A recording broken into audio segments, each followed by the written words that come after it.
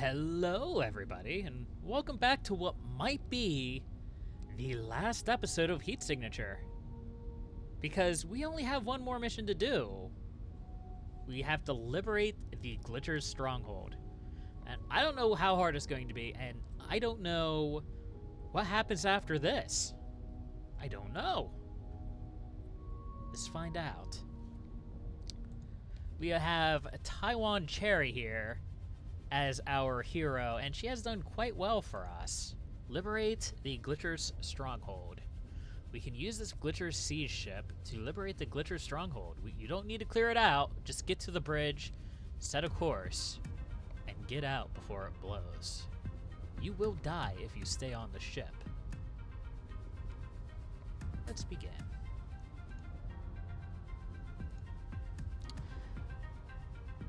So we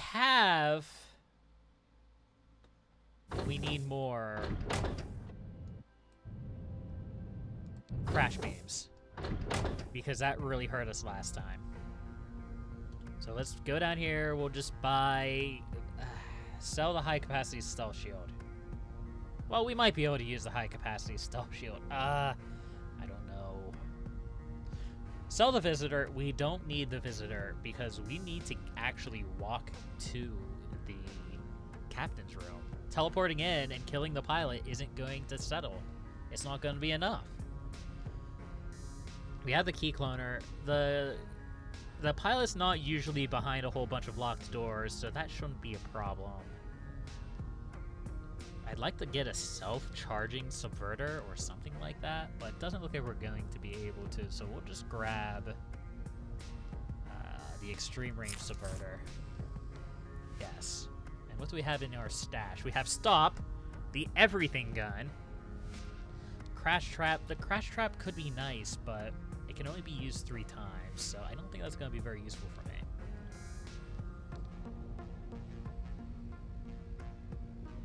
Impact concussive grenade launcher is probably going to be my primary weapon to deal with armored guys, but we'll see.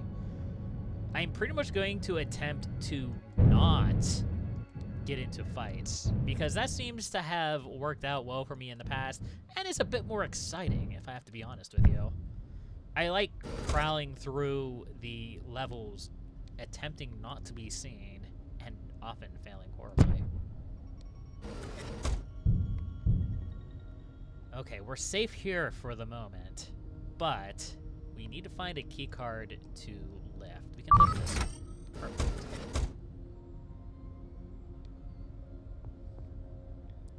And it looks like down is going to be the... No, up this way is going to be the easiest way to go.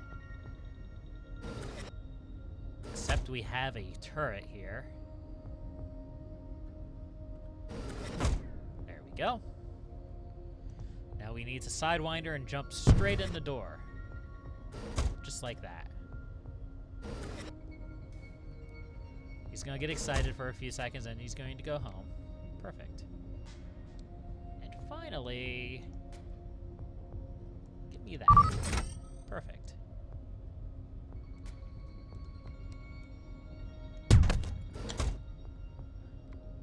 Let's go. That was actually pretty easy, if I have to be honest with you. That was probably one of our easiest stronghold liberation missions.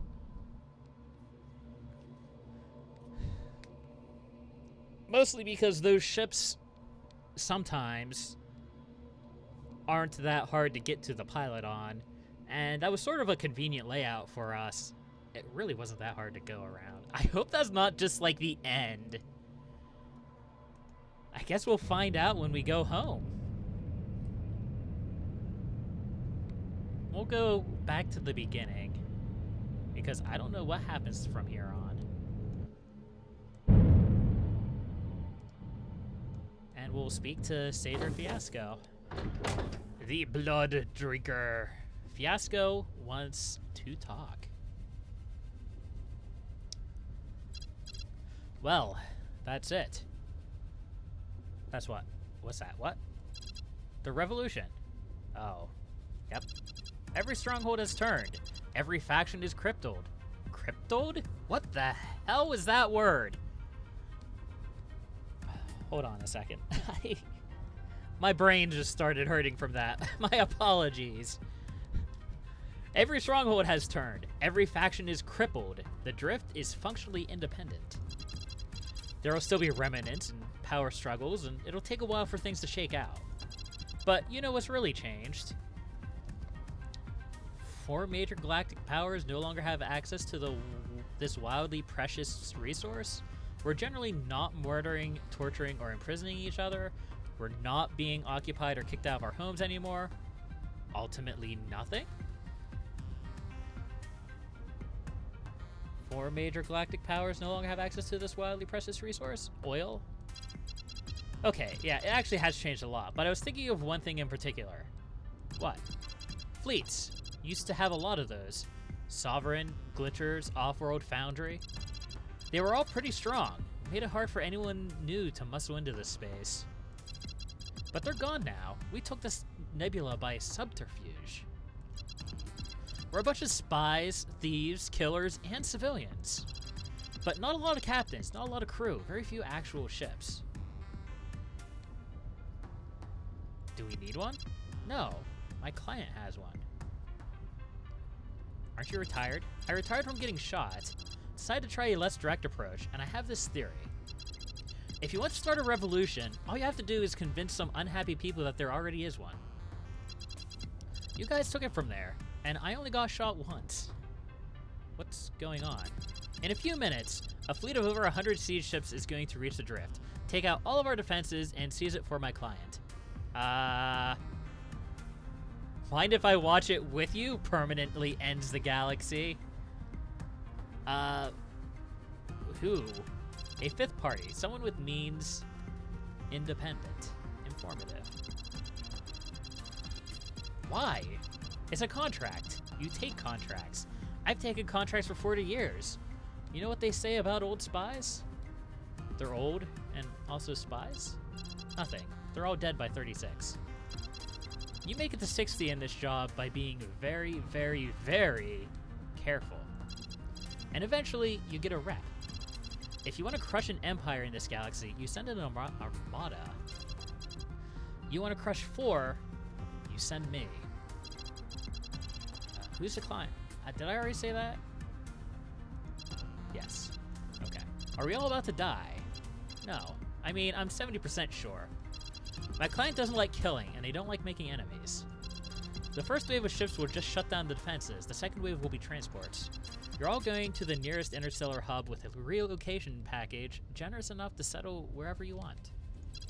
My client can afford it if they get a whole nebula of battery acid out of it. Wait a second, it's acid? It's not oil? My mind is blown!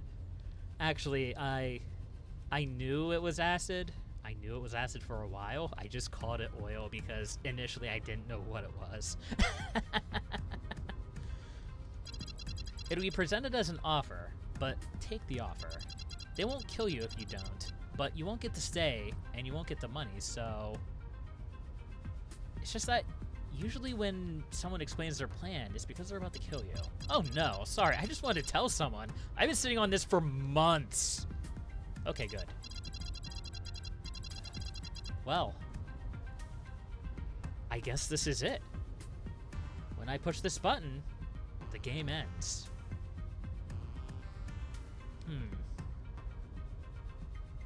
Do you mind if I watch it with you? Not at all. You want a drink? No, I think I'm good.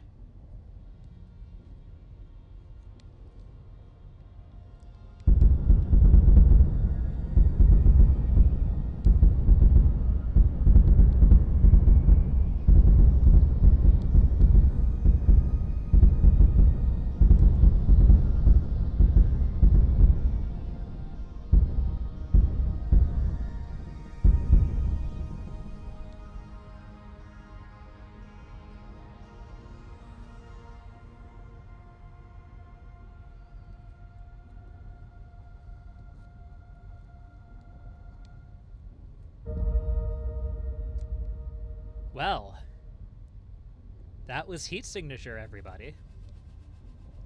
Design, coded, and words by Tom Francis. who also was the designer for Gunpoint.